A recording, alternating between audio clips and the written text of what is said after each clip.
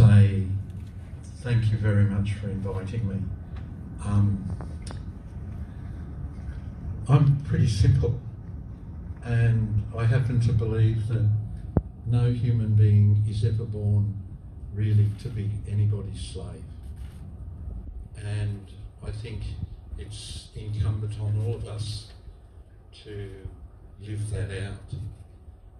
I was in Korea last year, and I remember the cries of the old ladies now who suffered as they were telling their story. And even though it's 70 years ago or more, as they tell their story, it's like it's happening to them right now. And I remember a lady telling her story, and the pain and the suffering was just palpable in the room. So I just think it's something we do. And to me, if somebody does a wrong, then the person who does the wrong owns up and apologises. It's only when an apology is offered and accepted that you can move on. And I often think of how so many of those women felt all alone and isolated, and there was no one. I often think about that. And I think, how would I feel if that was my daughter? And I know many of the women at the end of the war,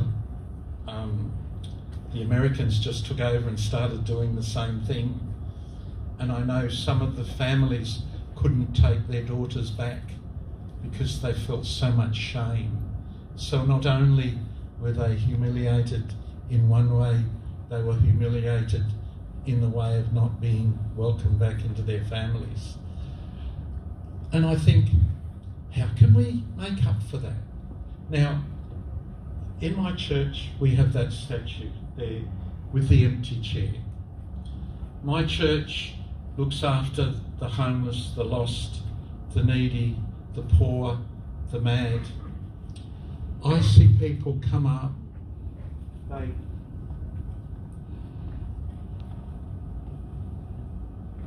they sit on that chair and they tell her all their problems. And she just sits there and they go away feeling comforted.